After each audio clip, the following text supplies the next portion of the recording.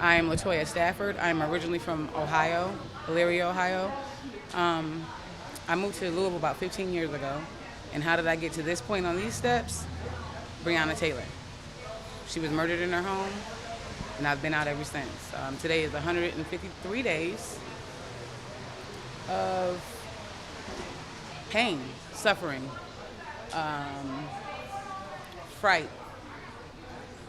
fear for others, not necessarily myself, fear for others, right? Because it started out with one name here, and now we have David McAtee. We have Tyler Gerth, another person who lost their life right here in our square. A couple days ago, we have Walter, right? So that's what it's been about. My initial day coming out was just to completely stand for what was right, and that was justice for Breonna. And over 153 days, the case has grown and grown and grown. And the reality of it all is that it's just never stopped. Our ancestors were doing this exact same movement. We can change it. The time is now. Our generation, the knowledge, that's all power.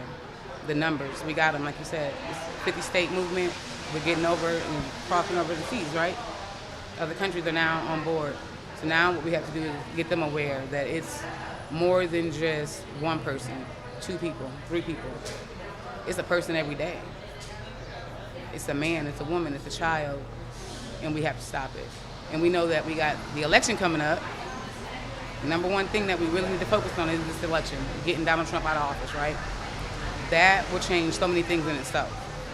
I think that will slow down the pace of where we're headed. Because we're in the danger zone.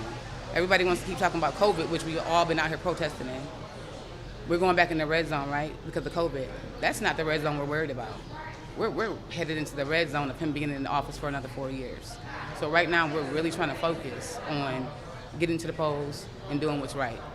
Everybody can make change within the next 2 weeks. Get to the polls and vote the right way.